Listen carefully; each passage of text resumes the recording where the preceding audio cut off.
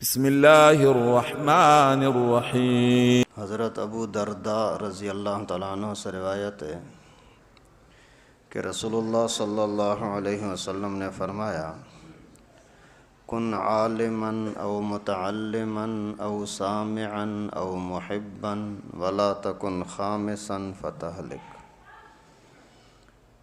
کہ اللہ کے نبی صلی اللہ علیہ وسلم نے فرمایا کہ آپ مولوی بنو یا طالب علم بنو یا ان کے مجلس میں جا کر ان کو سنتے رہو یا ان کے ساتھ محبت کرتے رہو، اس کے علاوہ پانچواں نہ بننا ورنہ ہلاک ہو جاؤ گے۔ پیغمبر کریم صلی اللہ علیہ وسلم نے ہلاکت سے بچنے کی 4 صورتیں بیان فرمائی ہیں۔ اگر ان 4 میں سے کچھ بھی ہو تو ٹھیک، اگر یہ 4 میں سے کہیں بھی آپ کا شمار نہیں ہو رہا تو اللہ کے نبی صلی اللہ علیہ وسلم نے اعلان فرمایا، فتویٰ دیا کہ یہ بندہ برباد ہو جائے گا، ہلاک ہو جائے گا۔ اور یہ 4 میں سے کوئی نہ کوئی کام ہر بندہ کر سکتا ہے، مشکل نہیں ہے۔ اس وجہ سے اللہ کے نبی نے ترتیب بتائی، جو مشکل کام ہے اس کو پہلے نمبر پر بیان فرمایا، اس کے بعد دوسرا، پھر تیسرا، پھر چوتھا۔ مولوی بن جاؤ یعنی نبیوں کے وارث شمار ہو جاؤ گے۔ یہ سب سے دنیا کے اندر سب سے بڑی کوئی ڈگری اگر ہو سکتی ہے وہ عالم کی ڈگری ہے، نبی کا وارث۔ اس سے بڑھ کر کیا؟ پیغمبر کریم سے کوئی بڑھ کر تو نہیں ہو سکتا، تو نبی کے وارث سے بھی بڑھ کر کوئی نہیں ہو سکتا۔ تو پہلا نمبر کامیابی کا یہ ہے کہ آپ عالم بن جائیں، مولوی بن جائیں۔ اللہ تعالیٰ سب کے اولاد کو مولوی بننے کی توفیق نصیب فرمائے، سب لوگوں کو اپنے اولاد کو دین کے اندر جوڑنے کی، لگانے کی توفیق نصیب فرمائے۔ لیکن ذہن کمزور ہے یا علم معلومات نہیں تھی، کسی نے آپ کو بتایا نہیں، عالم نہیں بن سکے، ابھی بڑے ہو گئے، بوڑھے ہو گئے، تو طالب علم بنو، پڑھتے رہو، سیکھتے رہو۔ سیکھنے کی تو کوئی عمر نہیں ہوتی، بھلے کتنے بوڑھے ہو جاؤ، سیکھتے رہو، وہ مرنے دم تک سیکھتے رہو۔ یہ بھی ہلاکت سے بچنے کی صورت ہے۔ اگر ماحول نہیں مل رہا، استاد نہیں مل رہا، بچوں کی وجہ سے، اولاد کی وجہ سے اتنا مجبور ہے کہ کوئی آدھا گھنٹہ 15 منٹ بھی سیکھنے کے لیے نکال نہیں سکتے، تو پھر تیسرا درجہ یہ ہے کہ آپ ان کو سنتے رہو۔ جب موقع ملے چلے جاؤ مولوی صاحب کے پاس، علماء کے پاس، بزرگوں کے پاس، طلباء کے پاس جا کر کے وہاں سنو۔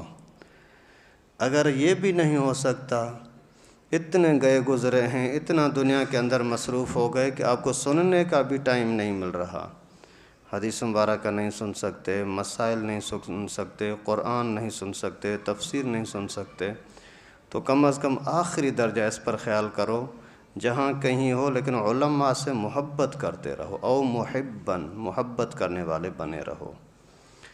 اگر چلو آپ آ بھی نہیں سکتے، کہیں دور ہو، ایسی دیہات میں، ایسے جنگل میں بیٹھے ہو جہاں علماء کے پاس جانا ممکن نہیں ہے، علماء بیچارے وہاں آتے نہیں ہیں، وہاں ایسا ماحول نہیں ہے، تو دل ہی دل میں محبت تو ہو۔ جیسے اویس کرنی کی رسول اللہ صلی اللہ علیہ وسلم سے ملاقات تو نہیں ہوئی تھی، لیکن محبت بہت زیادہ تھی۔ اسی محبت کا صلہ اللہ تعالیٰ نے اس کو یہ عطا کیا کہ پیغمبر کریم صلی اللہ علیہ وسلم نے خود تمنا کی کہ میری اویس سے ملاقات ہو جائے۔ کتنی بڑی بات ہے، یہ اویس کی محبت کا نتیجہ تھا۔ یہاں تک کہ پیغمبر کریم نے صحابہ کو باقاعدہ ایک امانت کے طور پر یہ حکم دیا کہ جب بھی آپ کے اویس کرنی سے ملاقات ہو جائے تو میرے اس کو، اویس کرنی کو، میرے امتی کو سلام بھی کہنا اور میرے لیے اسے دعا بھی کرانا۔ سبحان اللہ۔ ملاقات نہیں ہوئی، آنا جانا نہیں ہوا، لیکن دور دور رہتے ہوئے محبت، یہ بھی بڑی چیز ہے۔ لیکن اگر یہ 4 نہیں کر سکے تو سمجھو کہ ہلاکت یقینی ہے۔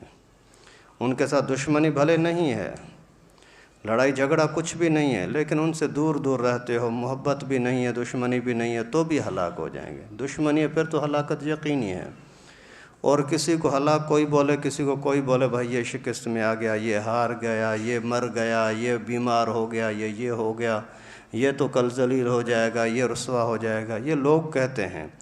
ان کی باتوں کو چھوڑو۔ یہ اللہ کے نبی صلی اللہ علیہ وسلم نے فرمایا، جو بندہ مولوی بھی نہیں ہے، طالب بھی نہیں ہے، سنتا بھی نہیں ہے، محبت بھی نہیں ہے، تو وہ ہلاک ہے۔ اس وجہ سے ایسے اپنے آپ کو ایسے زمانے سے، ایسے مرحلے سے بچاؤ۔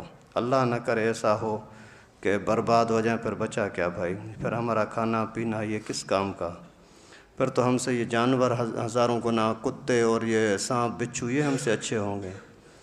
ایک بزرگ کو کسی نے توہین کی خاطر ظالم نے بول دیا کہ تو اچھا ہے یا کتے کا دم اچھا ہے، تیری داڑھی اچھی ہے یا اس کتے کا دم اچھا ہے۔ تو اس بزرگ نے اس کو کوئی جواب نہیں دیا۔ جب مرنے کا ٹائم آیا تو اس وقت میں اس کو بولا، بھائی فلاں کو تو بلاؤ یار۔ اس کو بلایا، بولا اللہ کے فضل سے میں اچھا ہوں، میری داڑھی اچھی ہے، کتے کا دم اچھا نہیں ہے۔ تو وہ اس کو بڑا شرمندہ بھی ہوا، افسوس بھی ہوا، حضرت کیوں مجھے شرمندہ کر رہے ہو؟ بولا پہلے تو نے بولا تھا کہ تو اچھا یا تیرا اس کتے کا دم اچھا، اس وقت تو مجھے پتہ نہیں تھا کہ میں کلمے پہ مروں گا، ایمان پر مروں گا یا کفر پر مروں گا۔ ابھی میرے مرنے کا ٹائم ہے، ابھی بھی میرے زبان پر اللہ کا نام ہے، کلمہ ہے، اس سے لگتا ہے کہ میں اس کتے سے اچھا ہوں۔ تو اللہ معاف فرمائے، اگر کوئی بندہ علماء کے ساتھ دشمنی کی وجہ سے دشمنی میں زندگی گزار رہا ہے تو اس سے کتا 1000 گنا بہتر ہے، وہ جہنمی تو نہیں ہے۔ یہ بندہ تو اللہ کے نبی کے فرمان کے مطابق ہلاک اور برباد ہونے والا ہے۔